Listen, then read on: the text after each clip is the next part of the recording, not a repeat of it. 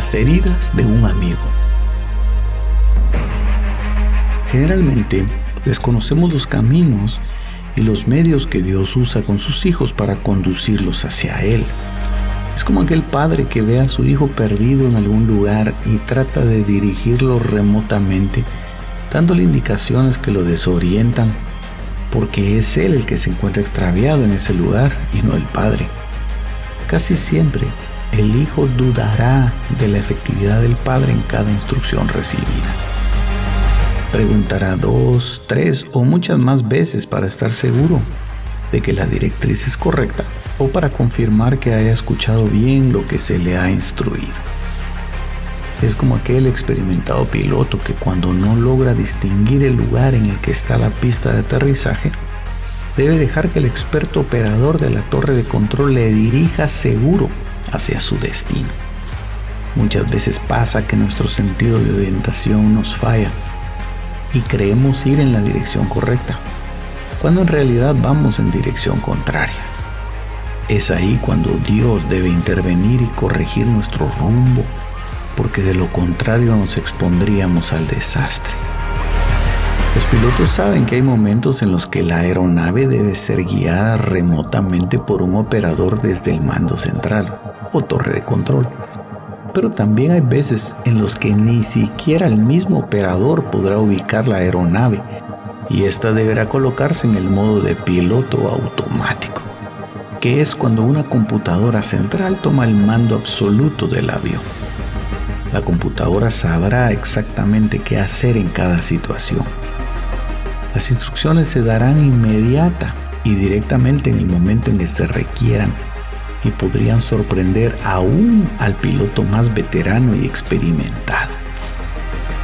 No será necesario obtener permiso del piloto o aún del operador del aeropuerto, puesto que esas han sido las condiciones anteriormente aceptadas en el momento en que el aviador decidió emprender esa carrera. Todo buen piloto debe tener su certificación de poder navegar por instrumentos. Cuando se está volando un avión y se entra en una nube, la regla dice que la aeronave empieza a desorientarse y son solamente 9 segundos los que tiene para que el piloto tome el control o para que se inicie a volar por instrumentos. De lo contrario, podría ocurrir un desastre. Desde el momento en el que somos llamados hijos de Dios, reconocemos que nuestra vida ya no nos pertenece. Nos convertimos en dependientes de Dios. Reconocemos su señorío y aceptamos su completa dirección. Es el momento en el que una persona le entrega la dirección de su vida al Señor y está dispuesto a elevarse a grandes alturas, siempre con el aval, consentimiento y sobre todo supervisión de Dios. Ya no se pertenece a sí misma, es una dependencia total del Padre, en la que se reconoce que no hay mejor condición que esa misma. Así como aquel piloto que, a pesar de haber revisado cuidadosamente su aeronave, se encuentra con condiciones hostiles, la vida cristiana está repleta de adversidades. Los infortunios pueden presentarse en cualquier momento. Lo que nunca se esperaba resulta dándose en un instante. Veamos el texto del Salmo 41:9. Aún mi íntimo amigo en quien yo confiaba, el que de mi pan comía, contra mí ha levantado su calcañar. Nadie esperaría que un amigo le traicionara. La traición es un infortunio que tarde o temprano a todos nos alcanza. Ser defraudados es parte del mal tiempo que todo buen piloto debe aprender a manejar. Y ese es parte del entrenamiento que Dios permite tengamos para ser victoriosos en la vida. La traición es una de las situaciones más difíciles de enfrentar. Y en algunas ocasiones llegan a marcar la vida de tal manera que aquellos que han sido traicionados quedan con un pesar tan grande que les imposibilita para avanzar, o aún impide que los que están a su alrededor avancen también en su vida. El oscuro pasaje de Proverbios 27:6 nos dice que las heridas de un amigo son fieles. Sin embargo, debemos notar que la palabra usada acá para referirse a la fidelidad es un término que en su concepción más amplia denota una acción que conlleva firmeza y lealtad, y que podría en su interpretación hermenéutica entenderse como las heridas de un amigo nos llevarán a permanecer firmes en nuestra fidelidad a Dios. A continuación, ejemplificamos esto que venimos considerando. Segundo de Samuel 20:12 dice de la siguiente manera: y Amasa yacía revolcándose en su sangre en medio del camino. Al ver el hombre que todo el pueblo se detenía, trasladó a Amasa del camino al campo y echó sobre él una vestidura, porque vio que todo el que pasaba junto a él se detenía. Cuando Amasa fue apartado del camino, todos los hombres pasaron tras Joab para perseguir a Seba, hijo de Bicri. Acá vemos el final de un hombre llamado Amasa, quien según vemos era familiar cercano de David y de Joab. Se suponía que eran primos y que en alguna ocasión David había dicho a Amasa que él iba a ser el jefe de su ejército en lugar de Joab. Joab no desperdició la ocasión y a la primera oportunidad le clavó su espada con tanta hazaña, dice la Biblia, que no hubo necesidad de un segundo golpe.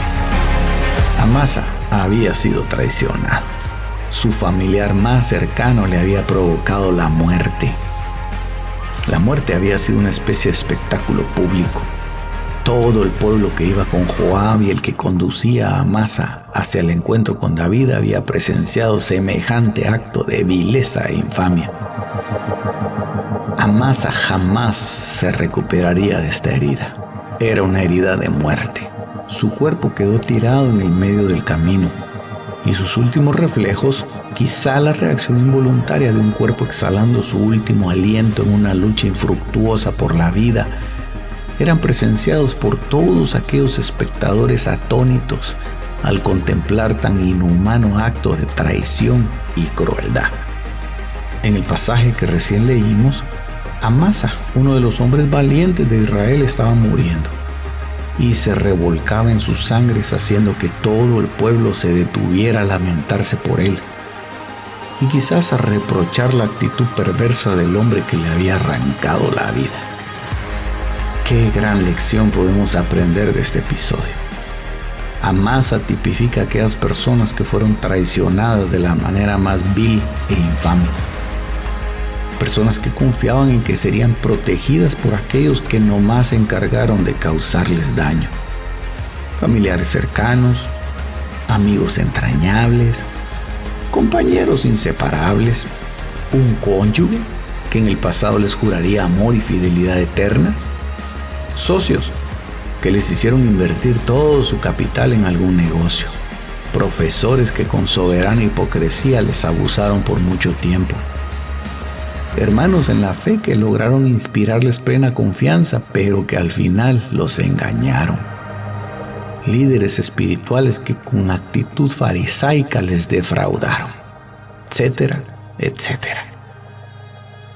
He ahí el cuerpo casi muerto de Amasa, tipificando aquellas vidas desangrándose a causa de una herida mortal muy profunda.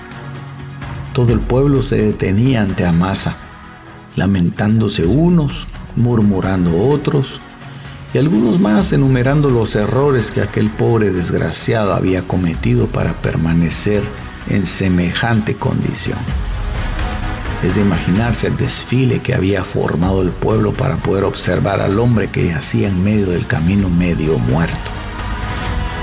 Sabemos que el morbo de la naturaleza humana es insaciable y que habrán ocasiones en que las desgracias que nos ocurran serán el foco de atención de la gente. El pasaje bíblico resalta la actitud de un joven cuyo nombre no se menciona, que tomando el cuerpo moribundo de Amasa, lo aparta del camino, cubriéndolo también con una vestidura.